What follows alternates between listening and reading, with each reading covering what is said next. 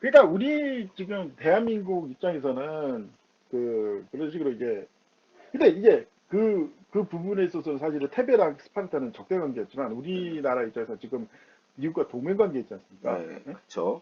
근데 왜 동맹 관계인데도 자꾸 위협이 되냐면은 지금 시대는 정치보다 경제가 우선한 시대거든요. 예, 예. 그리고 경제 논리라는 것은 상당히 냉혹한 논리예요. 경제는. 네, 이 경제는 솔직히 이 공산주의를 통해서 사람들이 깨달은 게 뭡니까? 경제는 정치로 제어할 수 없다. 예. 인간의 무슨 얘기인지 욕심은 아시죠? 네, 사상으로 어찌할 수 있는 게 아니다라는 거랑 관련이 있죠. 그렇죠. 예. 그러니까 아무리 미국이 뭐 더 뛰어나고 강한 나라를 해봤자 현실적으로 제품 성능이 떨어지고 예, 어? 그 뭐냐 그 서비스가 떨어지면 안 사면 그만인 거예요. 그쵸. 음. 예, 사실 이번에 중국과 미국의 무역 전쟁에 있어서 사람들이 걱정하는 거는 이 원칙이 자꾸 깨지고 있다 이거예요.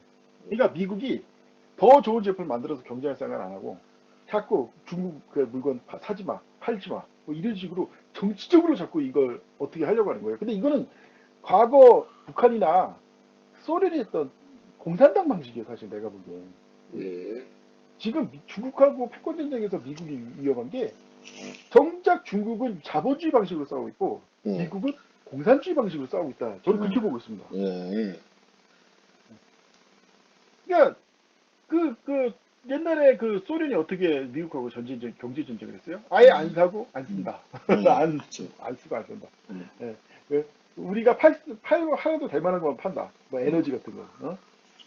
그러니까 시간이 지나면서 계속 기술 격차가 벌어지고 문화 격차가 벌어지면서 나중에 따라갈 수 없는 회사 불가능한 상태까지 치닫게 되는 거예요. 음, 근데 지금 미국이 하는 중국이랑 이제 패권 전쟁을 하는 방식을 보면 아니 더 좋은 제품을 만들 생각 안 하고 뭐 저작권 걸리니까 하지 마. 뭐 이래 하지 마. 이게 정말 이게 제대로 하고 있는 거냐? 이게 말이 되는 거냐 사실. 그쵸. 이거는 공산주의거든요. 사실은 음, 공산주의. 이건 자본주의가 아니라 사실 공산주의거든요. 그러니까 지금 공산주의 방식을 따르는 미국과 자본주의 방식을 따르는 뭐였더라 그 중국의 중국, 대결이니 이거는 예, 중국이 당연히 이길 수밖에 없는 거예요. 사실 이런 식으로 나가다가는 당장이야 언론에서는 미국 편이니까 미국이 이래서 중국 끝났다, 봐 중국 큰일 났다, 봐 이렇게 떠드는데 솔직히 지금 결론적 결과는 지금 어떻게 진행되고 있냐? 미국의 패권만 계속 무너지고 있어요. 계속 미국의 반감이 있는 국가만 늘어나고 있어요. 아, 그 부분에서는 그 후보선이 어떻게 생각하십니까? 글쎄요. 아, 그러니까 뭐, 제 결론은 뭐냐면 예. 미국의 패권은 결국 이제 무너질 일밖에 안 남았다 이거예요, 사실은. 그러니까, 근데 다른 건 아니고, 예. 얘기한 것처럼 미국의 패권이라고 하는 게 뭐든지 미국에서 통하면 전 세계에 통한다는 거였잖아요. 아, 근데 그렇죠. 예. 미국이 스스로를 걸어 잠그면서 미국에선 통하는데 전 세계에선 안 통할 만한 것들을 계속 내놓고 있잖아요. 이것이야말로, 대표적인 게 뭐죠? 그러니까 대표적인 게 뭐냐면, 예를 들어, 그, 뭐냐, 저희 같은 경우에도, 그, 석유 같은 경우에도 석유 결제를 꼭 달러만 쓰게 했다가, 그, 사우디아라비아랑 음, 갈라서니까, 아니, 뭐 꼭 음, 그래, 위안화 쓰자, 뭐 이렇게 되는데, 그걸 어떻게 제재를 못 하잖아요. 그렇죠. 예. 마찬가지로, 미국 달러가 들어가서 힘을 써야 될 곳에 갔다가, 일부러 달러를 안 집어넣고 해가지고, 일부러 스스로 고립을 자초하고 있는 겁니다. 음, 원래는 옛날에는 달러가 들어가게 하기 위해서 일부러 시장을 개방시켰단 말이에요. 그 근데 이제는, 중국과 그때 했듯이, 예, 예. 이제는 반대다. 그것으로 이제 패권을 갖다가 그걸 하는데, 스스로 걸어 잔 거예요, 이제는. 맞습니다. 예. 스스로 이제 걸어 중국 제품 안 잠그면서, 사겠다, 예, 중국에 안 팔겠다, 너도 팔지 마라, 너도 사지 마라, 맨날 이러죠. 예, 음. 스스로 걸어 잠그면서, 스스로 고립무원으로 들어가면 당연히 글로벌 패권이 사라지는 거죠. 왜냐하면 미국에서 이게 통하는 사실, 거는, 예, 예, 미국에서 통하는 건 말씀하세요. 예, 미국에서나 통하는 거고, 전 세계에서는 안 예, 통해. 전 세계는 한국제가 예. 더 잘 통해. 이렇게 되는 겁니다. 음. 전투기만 사실 이것 해도, 때, 예, 예, 이것 얘기하십시오. 때 망하고 있는 나라가 이제 일본의 그 예, 갈라파고스가 이거 아닙니까? 예, 그쵸, 그쵸. 일본에서 되게 잘 팔려. 예, 근데 국제 시장만 나가면은 예, 야 개망해. 예, 백세까지 특히 심하다는 거예요, 예. 이게.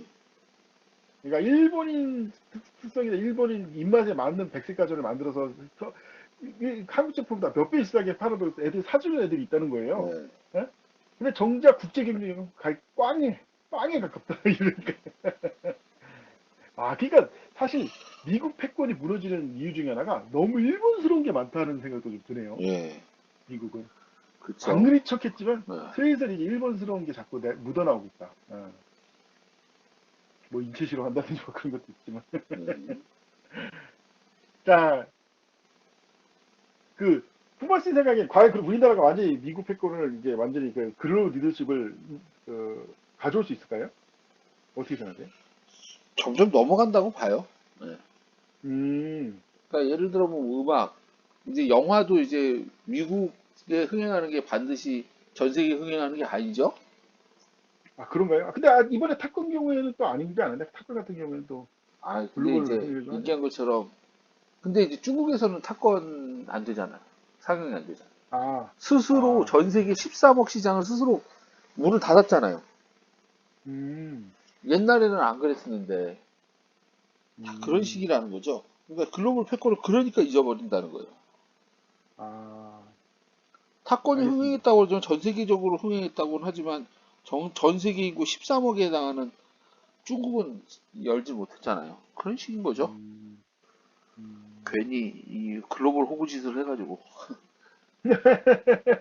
그러니까 알겠습니다. 예를 들어 보면 넷플릭스가 이제 OTT 시대가 되면서 전통적인 음, 영화가 이제 슬슬 힘이 약화되고 OTT가 강화되고 있는 상황에서 OTT의 왕자는 이제 한국이다라고 누구나도 얘기를 합니다.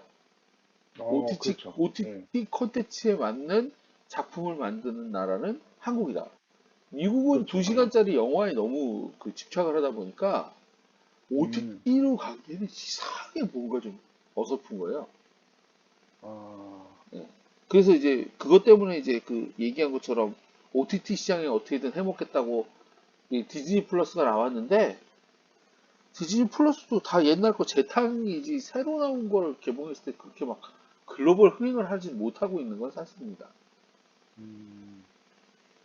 그에 비해 이게 이제 솔직히 예, 예, 아니 다른 건 아니고 이 OTT 문제 잠깐 내가 솔직히 말하면 이게 사실 글로벌 패권하고 굉장히 밀접한 연관이 있다고 되는 게 예, 느껴지는 게 아까 말대로 이게 인터넷 시대인데 지금 예, 브라운관 시대랑 어, 인터넷 시대의 그 미묘한 차이를 극복을 못하고 있다 미국이. 예, 예?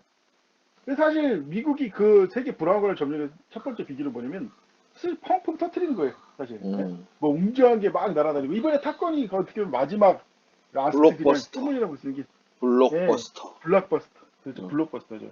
이게 블록버스터는 용어야, 뭐, 조스 때 처음 나와가지고, 그 어, 이전에 무슨 바람강이 사라지는 배너라든지, 어, 진짜 미국만이 만들 수 있는 어마어마한 규모, 진짜 음, 거대한 브라운관에서, 거대한 극장 상영관에서 음, 연출되는 그 엄청난 박력.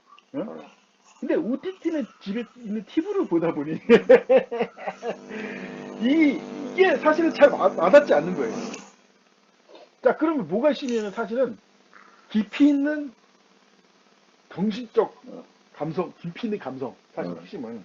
작품을 그리고 관통하는 철학. 그렇죠. 예, 그리고 이제 스토리, 예, 특히 스토리. 이 미국 이 드라마, 우리나라 드라마 비교할 때 사람들이 스토리 관련해서 많은 지적을 하더라고요. 스토리가 떨어진다, 미국이. 어, 특히 미국의 스토리에, 미국 드라마의 이제 옛날부터 미국 드라마의 스토리 핵심이 뭐냐면, 회차제와 시즌제였잖아요. 네, 예, 어, 예. 이러다 보니까 굉장히 전체 스토리가 단편적인, 어, 짤막하게 단편적인 거예요. 길게 생각하고 깊이 생각하는 게 문제가 있는 거예요. 어, 그러니까 당연히 OTT 특징은 또 여러 번 보지 않습니까? 한 번 본 걸 두 번, 세 번 볼 수 있잖아요. 예, 극장 갈 때마다 표를 꺼내지만 OTT는 한 번 하면은 두 번, 세 번 연속으로 볼 수 있듯이. 예, 그러면서 사실 이 부분에 있어서 또 옛날에 영화 흥행에 엄청 갈렸던 영화가 대표적인 게 블레이드 러너라는 영화도 그 그쵸. 극장에서는 완전 개막했지만 비디오상에서 대박쳤다. 왜냐? 예, 워낙 방대한 지식을 그 안에 담고 있었는데 그걸 한 번만 봐서 사람들이 이해를 못하니까 이상하다 어, 했는데 여러 번 보니까 훌륭하다 이렇게 됐듯이 이 한국 영화가 지금 OTT에서 하는 이유가 바로 그런 근본적인 마인드에서 차이가 난다. 이것이 지금 이 시대가 원하는 또 글로벌 리더십이 아닌가. 그러니까 미국이 미국이 글로벌 이슈를 휘어잡았던 이유는 정말 생각 있게 뭘 해서가 아니라 그냥 전에 보지 못했던 빵빵 터트리는 거 실제로 일 처리하는 게 다 빵빵 터지는 거예요. 막 DOC 폭격기로 다 막 융동 폭격해버리고 막 이렇게. 예? 근데 보기에는 참 그랬을 때 결과를 보니까 처참하다. 예?